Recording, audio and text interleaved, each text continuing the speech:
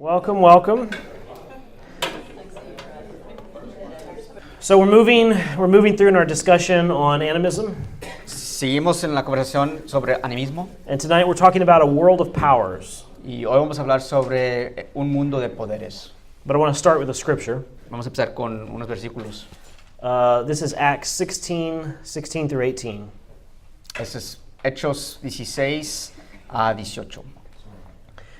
And it says, as we were going to the place of prayer, we were met by a slave girl who had a spirit of divination and brought her owners much gain by fortune-telling.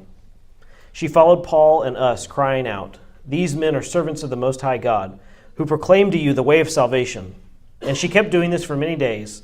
Paul, having become greatly annoyed, turned and said to the spirit, "I command you in the name of Jesus Christ to come out of her." And it came out of her that very hour. Una vez cuando íbamos al lugar de oración, nos salió al encuentro una joven esclava que tenía un espíritu de adivinación. Con sus poderes ganaba mucho dinero para sus amos.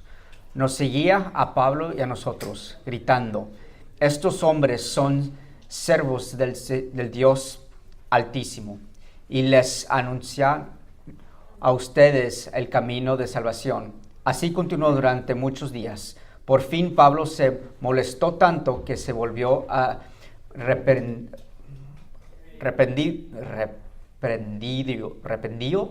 ¿cómo se dice, madre? Reprendió, perdón, al espíritu. En el nombre de Jesucristo te ordeno que salgas de ella. Y en aquel mismo momento el espíritu la dejó.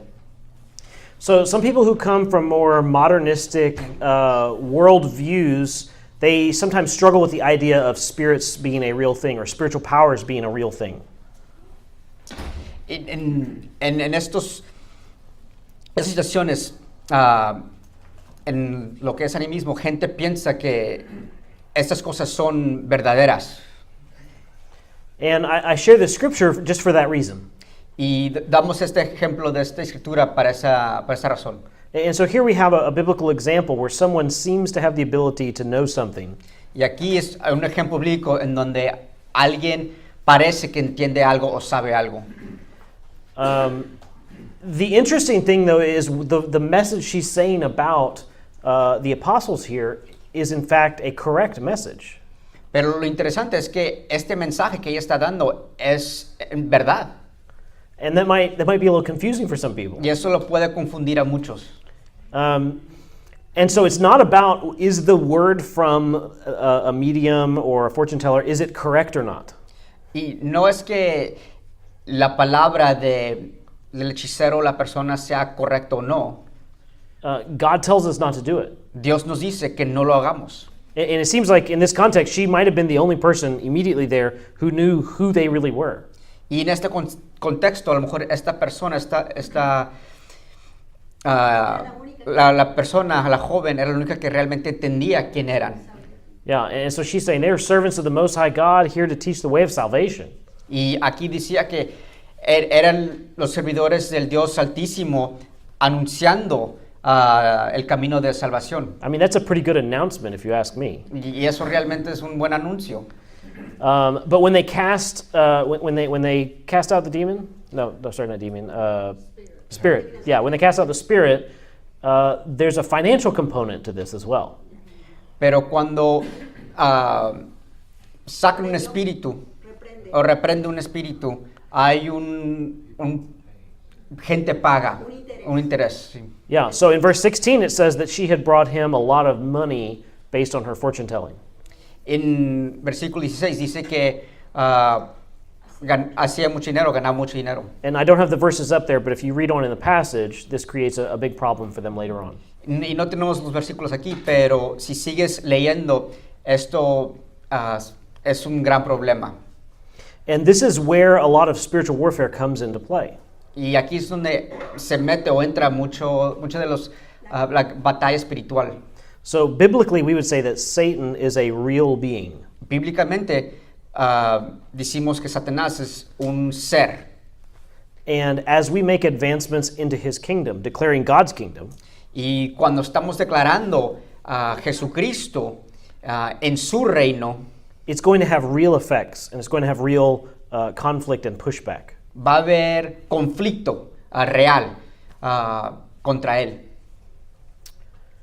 And with that, I want to invite up Valdi. Y con eso vamos a invitar a Valdi. He is going to share with us about animism in Indonesia. Va a enseñarnos y describir animismo en Indonesia. Thank you, Val. That was very interesting and good job.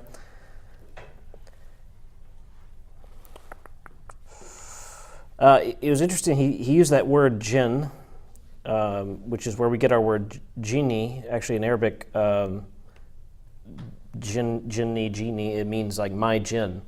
And so that's actually a Middle Eastern belief, which is fascinating to find that. Like the origins of that are from the Middle East. Yeah. So they have a lot of Arabs will say, the jinn made me do it. So why were you late? Oh, the jinn made me do it. Or there's a lot of times in their day where they can be attacked by the jinn. Typically they're kind of nefarious, and so like in the bathroom or like all different kinds of places. Anytime you're vulnerable, hence the bathroom, is a time that you can be attacked by the jinn. Lo interesante fue que Valdi habló del genio, y eso es una idea del Medio Oriente, en donde usan el genio como alguien que se los afecta durante el día, que si algo te impactó, le culpan al genio por llegar tarde a un evento o por cualquier cosa. El genio sí, los hizo hacer o los impactó de alguna manera. Entonces, Brian le interesó mucho que la cultura indonesia también usan el genio como alguien que está influyendo dentro de sus vidas. Okay, so let's talk about some of the powers that are in the world. This will be a short review of what we talked about in our second session. Vamos a seguir hablando sobre lugares de poder. And the first one of these powers is power places.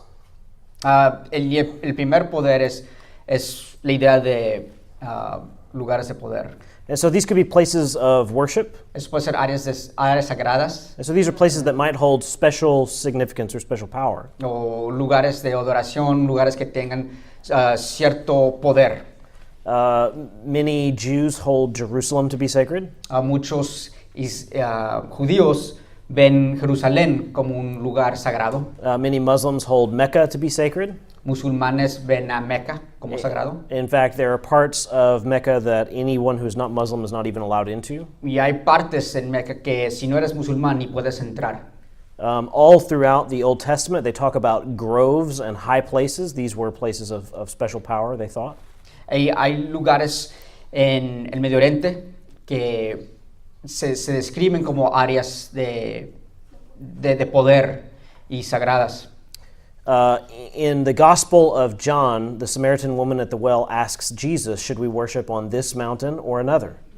En Juan, la mujer samaritana habla que si deben de alabar a Dios en esta montaña o en otra.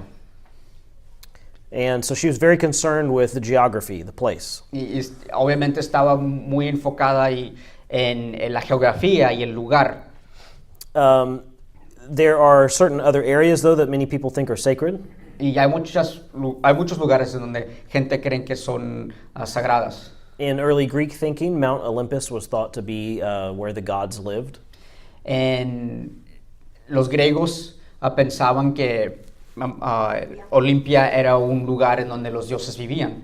When I was in Papua New Guinea, there was a very high mountain close by that no one had ever been to the top of. En Papua New Guinea, no sé cómo se dice en español, órale, hay una montaña que nadie se ha subido. And one missionary, he wanted to hike this one day, and a local man would only take him to the base of the mountain. Y un misionero quería subirse a la montaña, pero un hombre local le dijo, nomás te podemos llevar a la base de la montaña. But he wouldn't go any higher because he believed that the gods were up there. Y el hombre no podía ir, no quería ir más allá de la base porque pensaba que los dioses vivían sobre la montaña. In Hindu belief, the Ganges River is very sacred. En hindú, el río Ganges es sagrado. Many people go there to wash. Mucha gente va a bañarse. Here in the United States, we have some sacred places according to the New Age movement. Y aquí en los Estados Unidos tenemos lugares que también se creen sagrados acuerdo a la nueva era. In Black Mountain, North Carolina, and in Sedona, Arizona, there are things called vortices, I don't know. Really? Yeah. En, vortex, I don't know. How do you make it? How do you make vortex plural?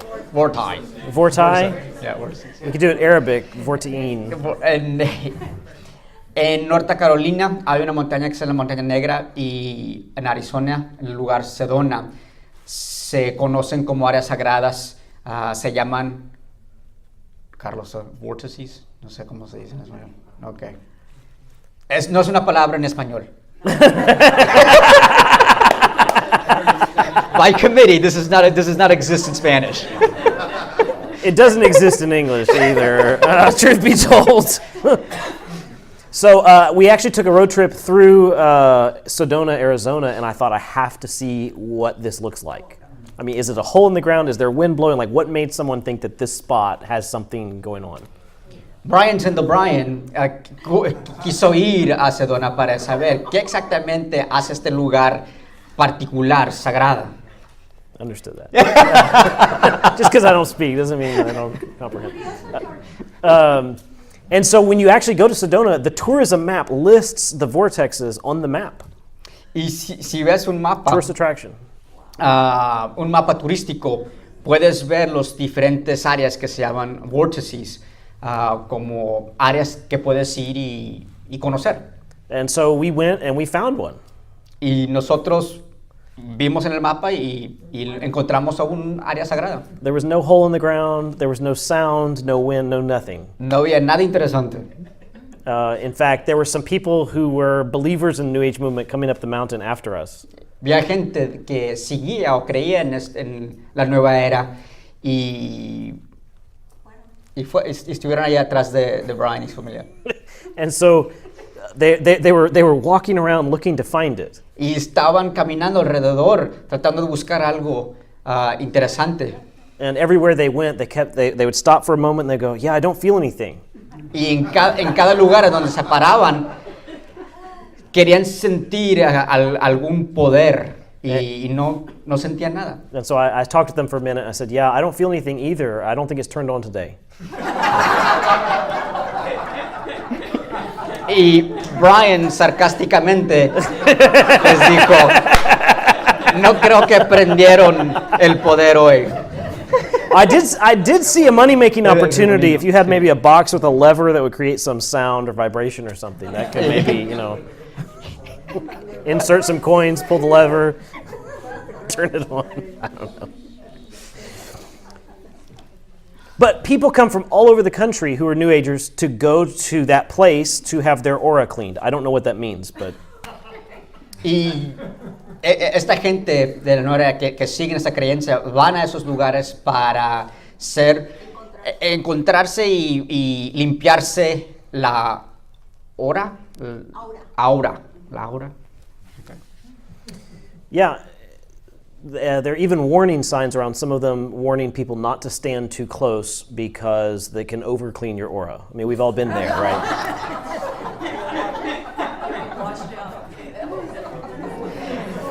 Y hay señas diciendo que no se acerquen tanto a estos lugares porque te puedes sobre limpiar tu aura. Okay, now I am making light of this, but these are real people's beliefs, people who live right here in Houston and maybe people in your family. So this is serious, even though we're being funny. Aunque nos estamos riendo sobre esta creencia, tenemos que entender que es real, que es serio y es una creencia que gente realmente sigue. So the next powers are power times. El próximo poder que vamos a hablar es tiempos de poder. And usually during these power times, whatever action that you do tends to be magnified. Y durante esos tiempos de poder, cualquier cosa que haces es sumamente más importante o es magnificado. Or they could be very dangerous and vulnerable times. O pueden ser momentos muy vulnerables y peligrosos. So weddings, births, and deaths, these are very vulnerable times Bodas, nacimientos, muertes son tiempos vulnerables, where it's easy to be attacked. cuando puede ser atacado. Things like New Year's is a good time. El nuevo año es un tiempo bueno. In fact, we just had Chinese New Year's yesterday, right? Ayer fue el año nuevo de los chinos. A lot of our names for the days of the week and our holidays here in the West actually have pagan roots. Muchos de nuestros holidays. Días efectivos, gracias. Días festivos tienen historias paganas. So what is the word for Monday in Spanish? Lunes. Lunes, which means Lunar. lunar or moon. So this is in English and in the pagan language that it came from. Monday was the lunar day. En los paganos identificaban lunes Monday, lunes para nosotros es el día lunar. And we've lost that in English, but in Spanish it still reflects that language a lot more clearly. Perdimos esa idea en inglés porque lo decimos Monday, pero todavía puedes conectar esa creencia con nuestro idioma hispana como lunes y lunar. Thursday is Thor's day, the god Thor. Jueves no se traduce tan bien, pero es la idea de Thor. No sé cómo.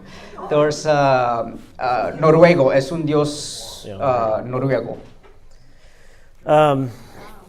Even holidays like Easter. Días festivos como Pascua. Easter is not a biblical term. Yeah, we don't have it the same way. Ours is. What term So is it y'all in are really Spanish? messed up. What term? Pascua is Passover. Passover. Okay, yeah, that's a good Bible term. Yeah. Yeah, in Easter there's a festival for Istar, which when they changed the Gregorian calendar, essentially the Pope said, you guys seem to want to worship on this day no matter what we do, so we're going to put Easter on this day. En inglés, el día festivo que se llama Easter, que nosotros llamamos Pascua, es realmente asociado con una celebración pagana. El Papa, entendiendo que algo se quería celebrar ese día, puso el Pascua en ese día para poder celebrar algo espiritual cristiano al mismo tiempo que había esas celebraciones paganas. So even in our own culture, there are still roots of these kind of animistic beliefs. Yes, ma'am. The Amish still, they don't use Monday, Tuesday, or Wednesday. They because it is not they use like 5 days before Sunday or 6 days before Sunday. That's where they're going to. Sunday, the day of the sun. Yeah. Keep out. En nuestros, ahora en Latinoamérica se usa el día de la coneja, ya no dicen Pascua. What is it? That in Mexico, they're changing the name of the day as well. There's an influence of shifting from Pascua, which is very Christian, to Day of the Rabbit. Oh my God. Yes, because days are horrendous. Interesting. They want to destroy the eggs. Yeah. So I mean, here's the question: you'll see blog articles on how Christians shouldn't celebrate Christmas or Easter because they're pagan. Y a veces puedes encontrar en el internet artículos hablando sobre cristianos no deben de celebrar Pascua o Navidad porque son paganos. Now, I want to very clearly affirm that the way that the average American, and many Christians included, celebrate Christmas and Easter is in fact very pagan.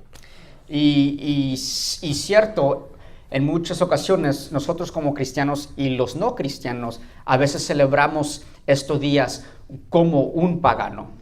But I think how Pope Gregory kind of commandeered that holiday and Christianized it is actually a useful way of trying to eradicate paganism back then.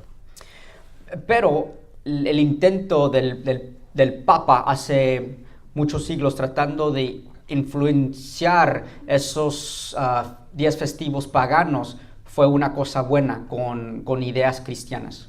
We're kind of doing the same thing in Christian circles around Halloween with our fall festivals or Funny Face Festival or whatever everybody calls it. Nosotros como una iglesia hacemos lo mismo. Sabemos que aquí en Estados Unidos se celebra mucho Halloween. En nuestros países hispanohablantes es el Día de Muertos o algo similar, o Día de las Brujas. Aquí nosotros celebramos como cristianos Funny Face Festival. Es un intento de celebrar algo durante ese mismo día y no ser tan pagano. Yeah. So let's look at power objects. Ahora vamos a hablar sobre objetos de poder. These can be things like amulets, talisman, holy books. Estos pueden ser amuletos, talismanes, libros sagrados. Some people wear crosses as an amulet. Muchos se ponen una cruz. And so amulets are simply protectants. Amuletos solo la idea es un objeto que te protege. Folks who are in the New Age might wear a crystal as a way of protecting themselves. Los que siguen la nueva era se pueden poner un cristal como una energía positiva que los protege.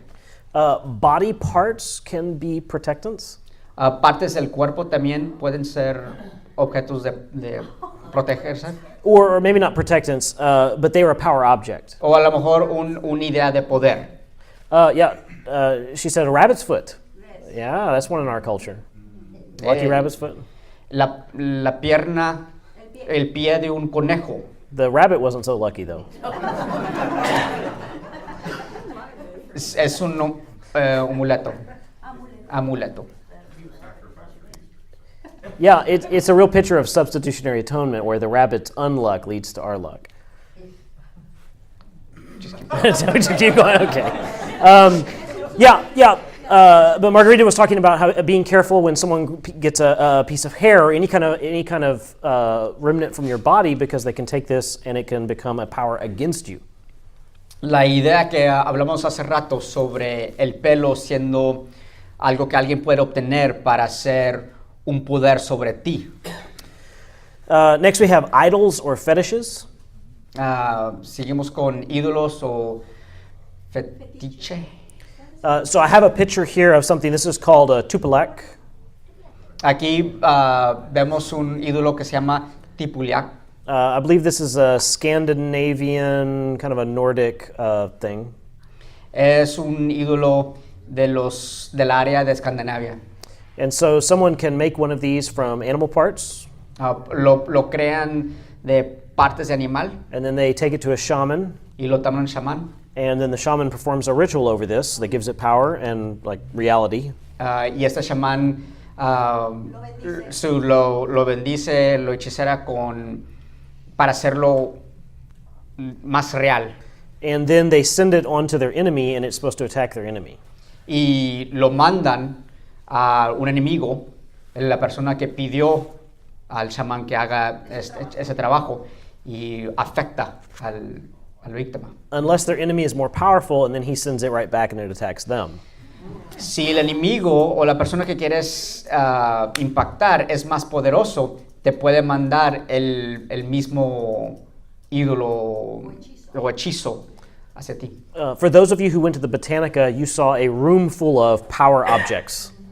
Si fueron a una de las hierberías, vieron muchos objetos de poder en esas tiendas. You saw herbs, waters, oil, candles, statues, amulets. You saw everything.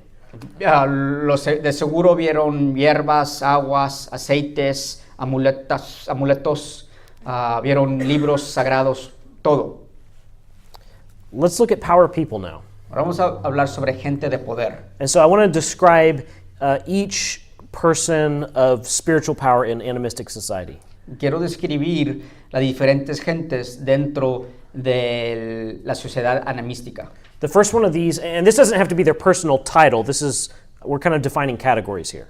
Esto no tiene que ser exactamente el título, pero queremos definir características, Yeah, we're describing their functions. sus funciones. So the priest is someone, he represents the established religion. El sacerdote representa la religión o el establecimiento. He represents orthodoxy. Representa ortodoxio. He's not an agent of change in culture. Él no es un agente de cambio. He wants to keep everything the same. Él quiere mantener orden y similar, igual. And to make sure from generation to generation that this happens, he's typically gone through some kind of education process. Y por medio de un proceso educativo, él puede mantener esa orden. And his calling or authority is enforced by the institution. So the institution gives him his role or status. Su autoridad viene por medio de la institución o la religión. And so there's a good quote. I have the first half for this one and the next half for the next. It says, "In the priest, man speaks to God." Aquí tenemos un dicho: en el sacerdote, el hombre le habla a Dios. And so the priest is someone with special training that we put up in front of us who uses special language that can speak to God on our behalf. El sacerdote es alguien que habla por nosotros, por la gente, y tiene cierto poder y cierta relación con Dios. So let's contrast him with the prophet. Vamos a compararlo con el profeta. With the prophet, his calling and authority, they come from a prophetic call. El llamamiento y la autoridad del profeta viene por un llamamiento profético. So this holds out biblically as well. This holds to be true. Y esto es bíblico, eso lo podemos encontrar en nuestra creencia. Think of how the priests were chosen. Piensen en cómo los sacerdotes fueron escogidos. They were from the tribe of Levi. Fueron del tribu de Levi. If you were from the tribe of Benjamin and wanted to serve in the temple, you couldn't. Si eras de otro tribu, no podías entrar o ser un sacerdote como los Levi's. What tribe is Isaiah or Jeremiah or Amos from? What's that? Yeah. We don't know what tribe they're from. It's not important to their call. El llamamiento de los Levi fue muy específico para ser sacerdotes, y no sabemos los llamamientos de los otros Isaías o los otros grupos. Because for them, their ministry starts with a very specific call from God. Porque el ministerio de ellos fue un llamamiento específico de Dios. Prophets tend to be agents of change, innovation, and disruption. El profeta es un agente de cambio, innovación y interrupción. They represent the gods to humanity. Ellos representan a Dios y dioses en ciertas formas, dependiendo de la creencia, para la humanidad. So we could take the second half of that quote and we say, in the priest, man speaks to God. In the prophet, God speaks to man. En el profeta, Dios le habla al hombre y viceversa. Y el sacerdote habla, sí. Now, there's often a conflict between the prophet and priest. Y a veces hay un conflicto entre el profeta y el sacerdote. Because the prophet represents change. Porque el profeta representa cambio. Yeah. And in many cases, the prophet later on takes a priestly role as the change becomes institutionalized. En ocasiones, el profeta, su papel cambia a más como un sacerdote, porque el cambio es institucionalizado, llega y el cambio empieza. Now, both of these roles tend to relate to higher religion, more formal religion. Los dos gentes de poder que hemos escribido representan las religiones de altura, sí, what's that? Formal. Y más formales. Yeah. And so now, but animism is more informal. Animismos es una religión más informal. So let's talk about the shaman. Vamos a hablar del chamán. He deals in specific ways with specific problems and tends to deal with lesser gods and spirits. El chamán trata de maneras específicas con dioses y espíritus menores. So in most cultures, the prophet and the priest tend to represent a very high God in their understanding, a creator. En las religiones formales, el profeta y el sacerdote sirven a un Dios sí, más alto, más poderoso. Shamans, they tend to be very holistic in what they do. Y el chamán es más... They deal with spiritual and physical sí, problems. lidian con lo espiritual y lo físico. And so they kind of bridge between the physical and the spiritual worlds. Intervienen y actúan entre lo físico y lo espiritual. And so because of this, sometimes they're called medicine men or witch doctors. Por esa razón se dicen brujos o sí, ¿cómo? Doctores, sí, porque mucha gente sí lo van diciendo como doctores. Yeah, and so when we could take the example of someone who's sick. Alguien que está enfermo. When someone is sick, someone who's a shaman would look at that and try to discern what is the cause. Cuando alguien enfermo va a un chamán, el chamán, como un doctor, va a tratar de entender qué fue la causa. So they might prescribe some kind of herb or natural remedy. Y les pueden dar como precisión una hierba. And this is why they also have the name medicine man. Y por eso se dicen doctores. But they also might look to see if there's a spiritual problem, like a curse that has been put on somebody. This is taking on more the role of a witch doctor. Pero también van a tratar de identificar si hay algo espiritual involucrado en el dolor o el problema. So I want to give you some examples of when you might call a shaman. Déjame darles ejemplos en cuando alguien le puede llamar un chamán. Not you, don't call a shaman. Ustedes no, por favor no hablen un chamán. In theory.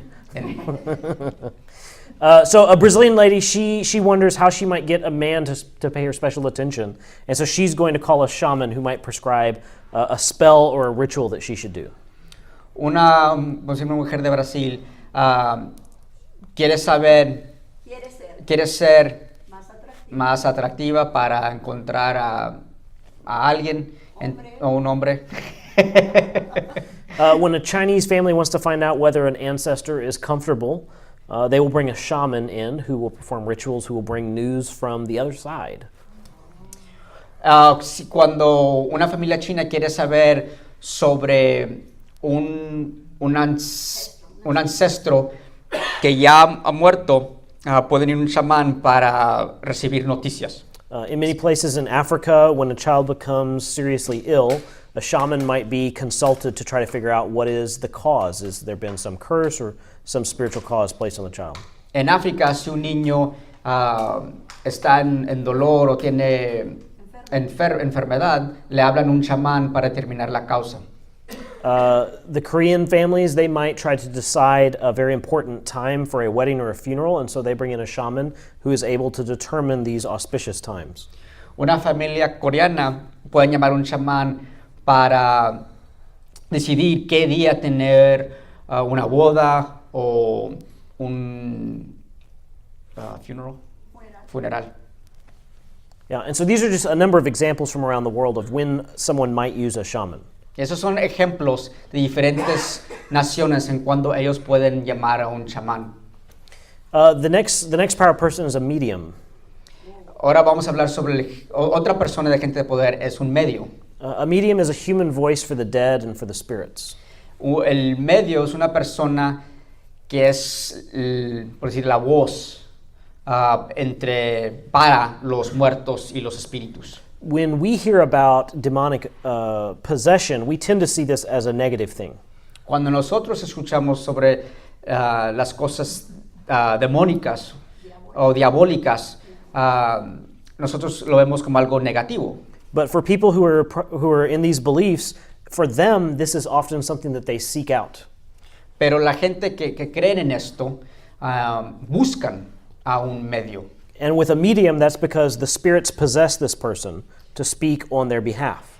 Y en buscar a esta persona, los espíritus se poseen del medio para poder comunicar con el cliente que está buscando, que está buscando la información. So shamans might perform some kind of spiritual ritual or even allegedly enter into the spirit world on behalf of someone. Los chamanes pueden entrar al mundo espiritual por alguien. But unlike the shaman, the medium doesn't go into the spiritual world. He doesn't mediate like that. El medio no hace lo mismo. The spirit or the ancestor, whoever they're trying to contact, takes over their body and speaks through their mouth. El medio no entra al mundo espiritual, el medio recibe el espíritu de la persona. I'll talk about two kind of modern day examples of how mediums are being used today. Les voy a dar dos ejemplos modernos en cómo la gente usa los medios hoy. The first one is Brazilian spiritists. El primero son en Brasil los espiritualistas. So in Brazil, this is a mix of Catholicism and Spiritism. En Brasil es una mezcla de catolicismo y espiritismo. And so for them, they're not so much seeking after pagan gods as they are seeking after saints in the Catholic Church. En este ejemplo, no es tanto que están buscando dioses paganos, pero buscan a santos en la Iglesia Católica. And they believe that these saints will possess them and they can speak on their behalf. Y creen que estos santos, los miedos que esos santos pueden poseerlos, ellos pueden hablar. Someone did a study and said that 80% of the women in Brazil who go to a medium are seeking romantic intervention. Que alguien hizo un estudio y en el estudio encontraron que 80% de las mujeres que buscaban un medio brasileñas buscaban una relación. The other reasons that people go to a medium are to seek out health, answers to health problems, and financial problems. También buscaban apoyo económico y de salud. The other modern day example of this is the New Age movement. Otro ejemplo es el movimiento de la nueva era. So unlike other mediums, maybe in a more tribal context, New Age mediums are seeking, I don't want to use the word random, but they're not seeking like a family ancestor typically. En la nueva era, la gente no normalmente está buscando un ancestro en sí. So for most people who seek out a medium, they're trying to contact a departed relative or someone close to the family. So in like more tribal context, they're trying to contact an ancestor, like someone, a close relative. En contextos de tribus, la gente usa un medio para poder conectar con familiares o ancestros. In the New Age movement, they are simply trying to open themselves up to the universe. En la nueva era, en comparación, ellos nomás quieren abrirse o entender el universo. And so through this opening up, they hope that someone in what they call the astral plane, the non-physical world, will speak through them. En tratar de conseguir y entender el universo, creen que un medio puede ayudarles a conectarse con lo supernatural y poder comunicar información para poder entender más el universo. And that through this connection, they will gain secrets to life and love and happiness and everything else. Y por medio de esta conexión pueden venir a conocer los secretos de el amor, la vida y paz, cualquier tema. And then they write self-help books and get on Oprah Winfrey Show. Y después escriben libros y se hacen ricos. But one of the ways that they communicate with the other side is through a Ouija board. Otra manera de comunicar con como se dice, el otro lado, el lado espiritual, es por medio de uno Ouija. One of the very famous New Age mediums communicated with this person he called Seth, and I think using a Ouija board they wrote 6 books together. Like volumes, I mean big ones. Usando un oveja, ¿cómo se dice? Ouija. Una persona pudo comunicar con alguien que se llamaba Seth, y por medio de Seth escribió 6 libros, y sí, son muy ricos. In fact, we had a book in the church library right when I got here called Pendulum Power. En esta iglesia tuvimos un libro en la biblioteca que se llamaba Pendulum Power. I'll take a picture of the cover and put it up in the Slack channel, but it talks about how to use a pendulum, literally a pendulum. Don't use the dark. I won't, I promise. Anyway, they show you how to use a pendulum to find, lost gold and money and love. It's the same set of wants that you can gain through using a pendulum correctly. En el libro que Brian encontró en nuestra biblioteca, se describía cómo puedes usar una aguja para encontrar ciertas cosas, oro, cualquier necesidad que tenías en ese momento. La idea de una aguja. When I was pregnant, they do it to me if what I want to have, a boy or girl, and they tell me I want to have a boy. Yeah, they do that, yeah. Sorry. Wow. That explains so much about Rick. What else did they do to you when you were pregnant? That's interesting. That's interesting. And when you call it water, they call it holy water. And the water that comes from the Catholic Church, they put it in bottles and sell it for protection. And they put it in the cars to not have an accident. Yeah. The houses. Every culture finds ways to have these little physical objects that we trust in. Todas las culturas tratan de buscar algo físico para ayudarnos en nuestra confianza en Dios. I heard of was it Charlie? You heard of that? My kids are playing in my classroom. It's kind of like I guess the Ouija. Oh. Like they stack pencils and you ask questions and it spins the yes. Ooh. Yeah. What's it called? Charlie. It's like a new age. It started like back in 2015, I think. It's from the Dominican Republic, I think. Interesting. Different thing? Oh, in my country, used to call it Juanito. You have to get the same kind of pencils, same brand, and then you put them together. And you start asking questions. They're supposed to move, yes. Interesting. Yeah. I can tell you stories. Yeah, there's stories out there for sure. I mean, in many ways, what is that? The 8-ball? I mean, if you use it in that way, it can be a use for divination. El juguete, la bola de 8 que a veces le puedes dar una pregunta y te dice qué es lo que debes de hacer. Si lo usas de la manera como un medio, es la misma cosa. Estás entrando a la cosa, sí, de medios y... Now, I'm not saying the other side is actually communicating through an 8-ball, and I'm not saying if you've used one that you're guilty of divination. I'm saying if your belief system is that's a problem. No estoy diciendo que es un problema o que ustedes que han jugado con esas cosas han hecho algo malo, pero si lo usas como como tu forma de creencia, gracias, estás entrando en las cosas de adivinación y eso es lo malo. Okay, the last two we'll talk about is a witch and sorcerer. Al fin vamos a hablar sobre el brujo, el hechicero. For a lot of people, they think of these as the same person, but I think there's some distinctions. Mucha gente lo piensan que son más o menos igual, pero sí hay diferencias. So both are using spiritual powers, magic, to inflict harm.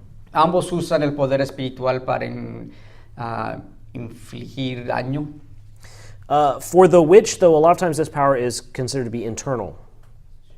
El brujo el poder es más interno. Sí. And so a lot of witches are not aware that they're a witch until they are accused of being a witch by someone else. Y muchos de los brujos no saben que son brujos hasta que alguien les dicen, eres brujo. So let's think back to the very first video we showed, the one that Al-Harry showed us from Nigeria. Vamos a recordar el video que nos enseñó nuestra hermana Al-Harry. So in the video, these children were being thrown out into the street and just abandoned because the family had something bad happen to them, and they thought, well, it's because my child is a witch. Si se acuerdan, vimos un video de un niño de 2 años que fue rechazado por su familia porque unas cosas malas les pasó y pusieron el problema, el origen del problema sobre el niño. Entonces el niño era, por decir, un brujo. But the babies, the children are so small. For us, we think this is a problem because how would they know how to do any magic on the parents? Y para nosotros, cuando vemos algo así, vemos que el niño obviamente es muy chiquito, tiene 2 años. ¿Cómo es que va a saber cómo ¿Cómo sabe que es un brujo? No es cómo sabe, pero cómo va a causar la brujería? But this is because we use the word witch more like sorcerer. Es que nosotros usamos la palabra brujo más como hechicero. So someone who's a witch might not know that they're a witch, and they might be using their powers indirectly or passively. Un brujo, como dijimos anteriormente, a lo mejor no sabe que es un brujo y usa sus poderes indirectamente o pasivamente. So by contrast, the sorcerer is someone who knows they have the power and who uses it intentionally. En comparación, el hechicero usa su poder intencionalmente para maldecir. And many times these people are sought out. Y mucha gente, esta gente son los que creen en este punto de vista, van y lo buscan. They're sought out because they have the power to harm one's enemies. Porque tienen el poder de impactar tu enemigo. I'm lost. A witch can just happen. She doesn't know that she's a witch and she has powers. It's not like she has been in league with the devil. According to these categories, we're trying to draw some categories for talking about the issues. So according to these categories, yes. Which this is the example from the video that we saw, where it's very clear these babies don't have magical knowledge. Sure. They're just babies growing up in a home. I would argue they don't actually have any real power whatsoever. It's just the parents that are believing this and therefore throwing them out. But that's kind of the fear. But no one would seek out this baby for their spiritual powers. Whereas a sorcerer, you would go, this person's got the gift, they've got the knowledge, I'm going to go pay them money because, my boss won't give me a raise, and so I want to put a hex on him or something. But we have the hechicero, sorcerer. There's generations like priests. Mm-hmm. They come in generation by generation. Their children will come be Yeah. hechicero too. Mm-hmm. Yeah. So someone who's a witch may not be aware of the power that they have. So you really do have power. They might be more like a cursed person, whereas a sorcerer, like she's saying, this is a body of knowledge that's being passed down from generation to generation. It's a trade, if you will. Can you maybe clarify, our understanding as believers, or what you're trying to teach about, the reality of these things? I think what you're saying is these are the ways that cultures that Right. are animistic think of the world and the belief systems they use, and maybe how we can describe some of the things they're doing, versus you're saying these are the kind of people that are out there, and these people are witches and are sorcerers and are. Yeah. I think it can be kind of confusing. Yeah. Yeah, so let's take the example of the 8-ball. The 8-ball itself has no magical powers, but if you buy an 8-ball and your mind is, I am asking for information from beyond. I mean, I've seen Christians pray with an 8-ball and say, God, what should I do about XYZ? And they're taking that answers from God. I would call that divination. Now, is God really answering through the 8-ball? No. Have they committed the sin of divination? Yes. So this is like one category of, it's not maybe ultimately true, it's it's true in the sense that it's just our belief system. So whoever's doing that, thinking God is speaking through that, Right. they're just locally wrong. Joan's question is, oh, so they can be witches and not Yeah. know that they're in the league of the devil, and I think the answer is they're not witches. They don't have any witch powers. Right. They're not in the league with the devil, and Right. the devil isn't using them to do anything. The people who are parenting these or giving them that information Correct. are saying that this baby has this power. Right. Right. Just like the sorcerers, they don't have any magic powers. They're not causing anything to happen, but the people believe that they are. Versus, you might say that some are really in league with something demonic and really causing something to happen. Yeah. So I'm going to try to answer that larger question more fully later, but let me tip into that answer now. I think in many instances of all of the examples you're hearing, okay, let's take the examples from Val tonight. I think a lot of fortune telling and mediums and all of these things, I think a large percentage of it is probably just good choreography. It's people who have learned how to read the system and learn how to ask the right questions and read body language. And so, but that being said, I think there's another side of it, which is there is a real spiritual power that is not God in this world that is active and working. So sometimes we get confused because of these kind of counterfeits that we see who've learned like parlor tricks. Okay, I mean I can do handwriting analysis, but I could use it to convince you that I know something about you that I gained somehow, miraculously. Well, it's not. It's the science of or psychology of handwriting. So that's a parlor trick, but that is different from real demonic possession, spiritual powers, etc. Now, I mean, how do we know the difference is really the question. So that's the danger there, Yes. is the passive aspect of it. Just because it's a parlor trick, I would question whether Satan is not involved in some shape, some way or form, right? That's the ultimate end is still deception. That's right. Which The is ultimate ultimately end is from still Satan. destruction, is still deception. So That it was a does it whole really town, matter? A whole town in Mexico possessed, where fires and the houses just come out, and nobody can explain anything. And they have to bring some priests from Rome, and many priests, to pray all around this town. So we cannot say that it's no ethics because Satan exists. And he can use the powers right here. And Jesus said, and the word is Satan, and he owned it. Yeah. And so we cannot say, but we are believers, we have the power, and we talk about it. But like I say, I was feared to go to any of these places if God don't let me go, because I will confront something that I don't want to see because I see it before. So you say, well, because your experience, right? So I'm not accepting of this. Yeah. So when I see the video of the baby witches in Nigeria, in my mind, they're not actually.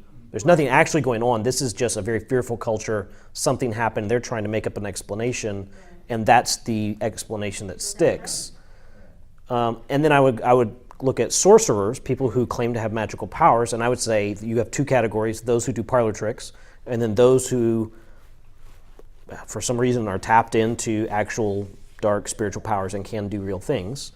To which then we take the Christian answer and lay it over both of those and say, well, for us as believers, God is bigger, God is stronger. And so that is where why we should not have fear and where our hope ultimately lies. And so, in fact, our example for tonight, we'll get to in just one second, but we're going to talk about, is it true? And if it's true, what do we do? And that is going to be based on a biblical example. So like I said, I'm going to hopefully unpack that more in the coming times when we're talking more about the theological thing. I'm trying to give us sort of the categories. So just because people believe it doesn't make it true. And I think there's a lot of charlatans out there who have learned how to manipulate and all of that kind of stuff. I mean, like when we see a stage magician, we understand it's sleight of hand, not actual, like the coin did not physically dematerialize. Yeah, it's just they figured out some way to trick us. But that's not what we just heard. Yeah, but that's not to discount the very real side of there are people with spiritual powers held under demonic oppression, et cetera, et cetera, et cetera. So we have to be careful to not believe everything we hear, but also not to dismiss things that are real. But it definitely takes some discernment of knowing between the two. But there's, Yeah. they're saying something.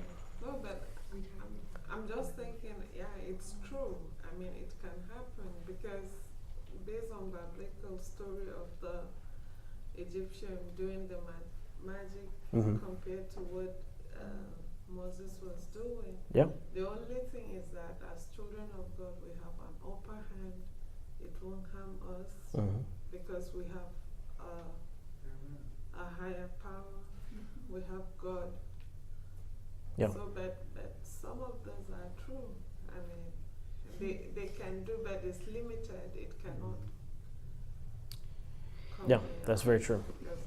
I think that was an important point, though. I mean, you used a biblical reference to explain something that goes on, right? So Moses is in front of Pharaoh, right? And there's a sorcerer with Pharaoh who can cast his staff into a snake, just like Moses. So this is a very real biblical explanation of some of the things that go on, right? So we can't just discredit it because of our Western views. For sure. Right? This is around us. Also, if you see I think so, Samuel, when he was a king of Israel, he got problem. So when Samuel died, he called this battle. Okay, hang on. That's our group discussion tonight. Let me finish this last. No, you're.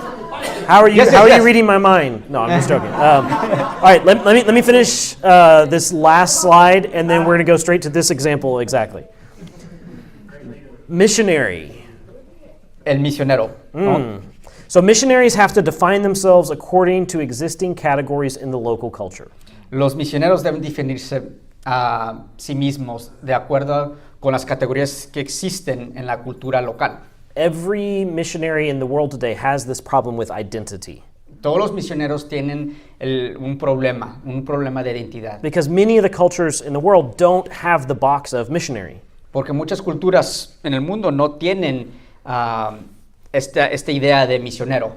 So in Egypt or in the Middle East or in any Muslim country for that matter, they don't understand what a missionary is. En el Medio Oriente, como por ejemplo, no tienen la categoría de misionero. And it sounds, when you start describing what they do, it sounds an awful lot like you're a spy. Y cuando describes el misionero, se escucha mucho como un espía, o lo interpretan como un espía. And so Western missionaries, they go into Muslim countries and they give an answer of who they are and what they're doing. Como alguien del oeste va al Medio Oriente y explica lo que hacen. And they assume that the locals take this answer as this is the answer. Y el misionero que va creen que aceptan la respuesta. But really, the locals put them in a different box altogether. Pero en verdad, la persona local del Medio Oriente lo ponen en una categoría totalmente diferente a lo que están tratando de describir. So there are many negative identities that missionaries have had over the years. Entonces hay una identidad negativa que el misionero ha tenido por muchos años. Things like colonist. Como la idea de como colonista. Or landlord, or government official. O landlord. Alguien que dueño de casa o parte del gobierno, o ser parte del gobierno. And honestly, missionaries have functioned in these roles throughout various times. Y misioneros sí en la historia han funcionado como esos tipos de agentes. But typically people throughout the world don't want to be colonized. They didn't back then and they still don't now. Y obviamente la gente cuando lo identifican como colonista no aceptan la idea porque no quieren ser colonizados. And so oftentimes missionaries, regardless of what they say they're doing, they behave in a way that reinforces these very bad identities. Y aunque traten de escribir lo que son con palabras, a veces nuestras actitudes y formas de ser refuerzan esta idea negativa de ser colonistas. Now, when I'm saying missionary, immediately we're picturing overseas, but I want us to think locally as well. Muchas veces cuando hablamos de misioneros pensamos en el viaje, ¿verdad? Pero queremos que empiecen a pensar aquí en lo local. So even, when we went to the Botanicas, they thought they had a category that they put us in, regardless of why we told them we were there. Cuando ustedes fueron a las cierverías, la gente trabajando en las cierverías los pusieron en una categoría. So we need to work on having a positive identity and culture. Entonces tenemos que tratar de tener una identidad positiva en nuestra cultura local. We need to have the attitude of a learner. Tenemos que tener la actitud de un estudiante. For many of us, all of this is so new that that's a legitimate category for us. We're simply asking the questions to know. Y realmente eso debe salir fácilmente porque estás tratando de entender y saber y conocer. But then when it comes to our personal beliefs, we could be an advocate for God's sovereignty. Pero cuando se trata de nuestros puntos de vista personales, podemos ser apoyadores o embajadores de nuestro Señor. But one of the roles that I've described here tonight is particularly useful for us. Uno de los papeles que hemos escribido es particularmente usado. Se puede usar And this is the prophet. Es el profeta. Because the prophet is a change agent. Porque el profeta es un agente de cambio. Who brings a message from God that is supposed to impact the world around them. Que trae un mensaje de Dios que trata de influir e impactar el mundo alrededor de él. I think we need to be careful about the status of priest. Tenemos que tener cuidado con el estatus de sacerdote. A lot of missionaries who go into cultures, they kind of set themselves up in a priestly type role. Muchas veces cuando gente entra a un nuevo país o culturas, tratan de establecerse como sacerdotes. Where there's institutional authority and control. Donde hay control institucional o poder institucional. But I don't like this idea because I think the institutional control needs to be in the hands of the locals. Pero a mí no me gusta este punto de vista porque ese poder institucional debe estar en las manos de las gentes locales. So in a more prophetic role, we are trying to transform either the local society or the local church towards being under God's lordship. Bajo de la categoría profética, queremos ser los agentes de cambio que impactan a la institución o a la gente. But we also understand at some point, whether it's when we walk out of the Botanica or when we leave the country, we are going back to our home. And so local leadership has to be in place. Tenemos que entender que cuando nosotros salimos en cierta forma, el lugar misionero, el impacto debe de ser por medio de una forma profética, porque nosotros debemos dejar el poder institucional en su lugar.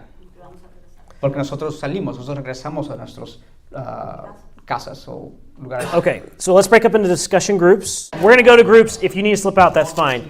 I want you to take. I want you to take 1 Samuel 28. Read through it quickly. Ask yourself these questions: is his experience? So this is the witch at Endor. Okay. Is this really happening or not? Is it choreography? Is he under some kind of mental delusion? Is there a difference between truth and moral rightness? And what does this mean if it is true? If it actually happened, what does this mean for us? So let's look at the first question. Is this true or untrue? Okay, now when we say this, the word can mean several different things, right? So one way of saying is it true means did it historically happen? Which we're all Bible believers, so yes, it actually happened. Now, the real question though is, did she in fact call up Samuel? Did God allow this to happen? Is it, does this fall into the category of what I say of choreography? So there's no right or wrong answer, but there's always wrong answers. So choose wisely. Do you think that it was really Samuel who came up? No, actually, Jonathan had a good point. It was, and Val had a good point that the way the text reads that that the spirit came from down below and came up. Well, Saul wanted it to be Samuel, so he thought it was Samuel, but it really wasn't. So one possible explanation is that Saul is just under a delusion, which is a possible interpretation. Yeah. Okay. Anybody want to take that action and go the other way? I think it is Samuel, maybe speaking. I thought you thought it wasn't. No, he said about. Oh. But because the witch of Endor, she's surprised when it happens. Typically, she would probably manipulate and do the parlor tricks, and she's surprised at something, So I believe it seems like God's allowed this to happen, and that even she's surprised. But at the same time, he's not supposed to be doing this, and this isn't the way God's supposed to be speaking to him. I think her surprise, if you take that with the words that Samuel said, and those words coming true, I think that at least leaves the door open that she really did. I think that's also a very legitimate interpretation. I don't know that you have to interpret it one way or the other. I think they're both completely reasonable by the text, which is why we have to deal with the secondary questions of, is there a difference between truth and moral rightness? So let's say, for the sake of argument, let's say that it actually happened. She actually brought up Samuel from wherever Samuel would have been.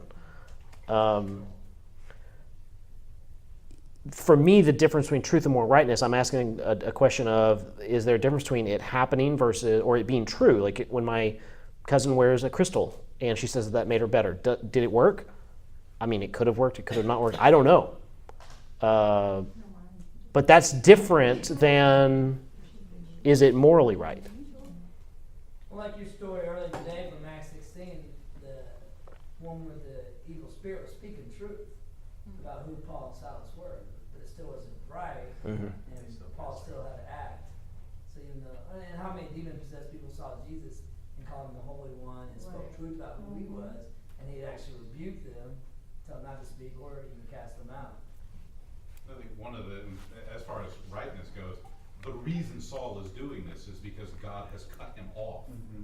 And so he's seeking supernatural information, going around God to get it. We are clearly in the area of wrongness. Right. In the way that he commanded him not to do, right? Put all Right. those people away, and he's like, oh, okay, sure. And then he's like, hey, can you find me one of those people? So there was a guy I used to work with. I would travel up to North Louisiana for inventory once a year, and every time I'd ride with this guy. And the first time, like, he's this hardened atheist. There's no possible there's any spiritual reality anywhere in the world. The next time I visit him, he's like, man, I've been really rethinking this. And I said, yeah, what's going on? He says, me and some friends had a party, and somebody brought a Ouija board. And we all put our finger on the little thing, and we asked a question, and it started moving. He goes, I could tell it wasn't someone pushing it. It was really moving. Now, he said, so we asked the question, who are you? And it spells out M-O-M, which his mom had died. And so he says, the moment that it did that, he said, I let go of it. He said, I knew that like something is trying to deceive me here. And I said, well, that's a good instinct. Trust that instinct. But for him, it confirmed the reality that atheism and the idea that the material world, that's it, is false. Now, I'm sitting there in the car. What do I do with this? I can ask the question of, is it true or does it work all day? Practically speaking, it doesn't matter. One, because we're commanded not to do this. Okay, so for a believer, if someone says, hey, you want to play Ouija board? The answer is no.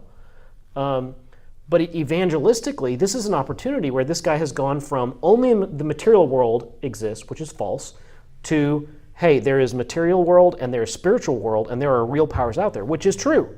Now, he was seeking powers and information in a way that God tells us not to, and I think he got scared by that. And so that was where I came in. I said, look, do Ouija boards work or not? I don't know. But as a believer and having read the Bible, I think there are spiritual powers out there, and you don't want to mess with them. You trust your instinct that you had. And so we had a great time talking about the gospel and all of that because of that experience.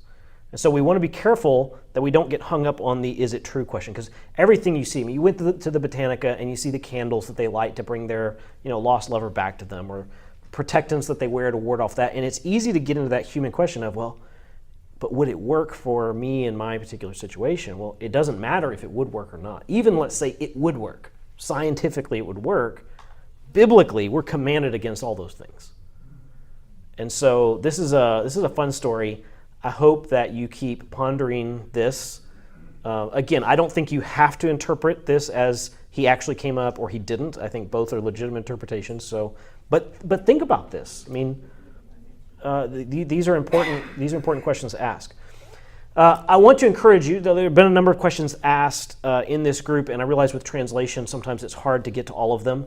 If you have a question that I have not answered or you don't perceive that I'm about to be answering in the next little bit, please either put that in the channel or email me or text me or something so I can make sure that I'm working these questions in. So we can't always deal with like open floor time because with translation that gets really messy. But I do want to make sure that as we're kind of opening a big box of very challenging and scary ideas, and I'm asking you to go places like Botanicas and the Tao Chu Temple and other kind of things that are probably not normal places that you go. And so I want to make sure that as you're having questions, concerns, comments, nothing is off the table. Say it to me. I can handle it, or ask it. Hey, Brian? Yes, sir. I just want to share something with y'all real quick. Brian and I were talking this week. As you go to these other places and you see these other temples and idols, Brian and I were talking this last week about the story in Acts 17 where Paul sees the idols of the city. And there's two things that we see in that story that I want to encourage you in. One, when Paul sees the idols, he allows it to provoke his spirit. So instead of being apathetic to it or numb to it, driving by these temples and idols, thinking nothing of it, like it's no big deal, allow the Lord to burden your heart for the city. So when you see the idols and how the people around you are enslaved to these false truths, false gospels, allow it to really provoke your spirit and burden your heart, which would lead you to pray for us. I think that's part of Brian's heart behind us, seeing these things, that we'd actually have our eyes open to the city and be provoked and burdened for it. The second thing that happened in that is Paul uses it as an opportunity for evangelism. And that's our prayer too, is the more we know our city, know what they're struggling with, know the false gospels they've bought into, that there can be opportunities for us to share truth and replace those lies with truth and share the gospel. So I love the assignments that Brian's given out to us, and I also love that you're going in groups and not by yourself, but allow the idolatry and slavery of our city to burden your heart, to lead you to prayer, but also to maybe even create some bridges for you to actually share truth and replace those lies with gospel. Yeah.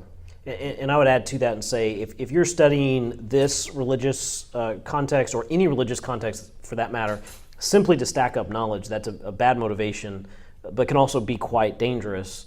I think you always have to speak into that gospel truth. And so I am very open, as you can tell, and kind of going anywhere and doing anything. But my intent behind that is gospel focused. And so I'm always looking at this, how do I really listen and hear what this person is saying? At the same time, how do I remain very biblically grounded and be a conduit for God's truth to come through? And so in pulling both of those together, I'm not just letting them speak to me and letting that be the final word. God's word is the final word. And so hopefully through me and these people I meet and experiences I have, I'm able to bring gospel truth into that. And so I would never encourage you just study every world religion simply to know more, because that's led a lot of people into other religions, believe it or not. And so, we don't want to just do that. We always want to study in the context of, but God's kingdom says this, and here's practical ways for us to take that to them. Well, I think what's the hardest to do is the way these people are. You really don't know, or what we're trying to know is what their beliefs and everything are. And the best way I can think of to translate the gospel is to take one of their beliefs and compare it with the gospel, like that. I think it was you, that pastor, that the women that the story about the barrenness. Yeah, and we're going to talk a lot about that. So right now we're very heavy on theory and information about animism and what we would, as believers, call false beliefs. we're very heavy on that side, and as we're transitioning through the course, I mean, we're ending this course on how do we do storying with these people? How do we actually, and so our whole goal of understanding all of these, nuances that you may not feel are very important become very important when it comes to sharing the gospel. And so we're going to have a big shift coming through the middle where we do shift focus to how do we relate, how do we look for those bridges into various cultures, and there are a lot. Even at the Taochu Temple, you might not have known this, but on that sheet that they'll give you when you visit, or I've put it up in the channel as well, on that sheet is a bridge. I'm not going to say what it is because I want you to do the assignment and to read the sheet, but there's a bridge there if you think about it. So the same assignment is for this week, so if you didn't have time to go to the Taochu Temple, I want to encourage you to go this week. Again, bring a friend, pray, talk to people, ask questions, post about your experience. Hopefully next week we'll take a little bit of time and kind of debrief the whole experience. So let me pray and I'll dismiss everyone. God, we want to affirm that you are the one true living God, and this is not just a theoretical belief for us, but this is very practical as we interact with beliefs and practices that we don't know in any given moment. Is this choreography? Are they acting? Are they con artists? Or is this really true demonic power? We affirm that both of those are possibilities, but we also affirm that you are creator, you are king, you are Lord of all. And this is where our hope rests. We don't want to seek information apart from you. We don't want to know about the future apart from what you tell us through the scriptures and how you have guided us through your word. Lord, I lift up this week to you. I'm thankful for those who were able to make the assignment. I pray for those who will do it this week. God, I pray that you would guard our hearts and minds through your Holy Spirit. But I also pray that you would connect us to our city. Give us a burden and a passion to all of these peoples that you put right here around the church, whether it's from the Latin American side, from the African side, from the Asian side, that are following all of these beliefs, these daily passions and choices and wants that they have are never going to be realized in the paths that they're taking. They can only be realized in you. And God, we just want to be your messengers in this process to bring them to you. In your name we pray. Amen.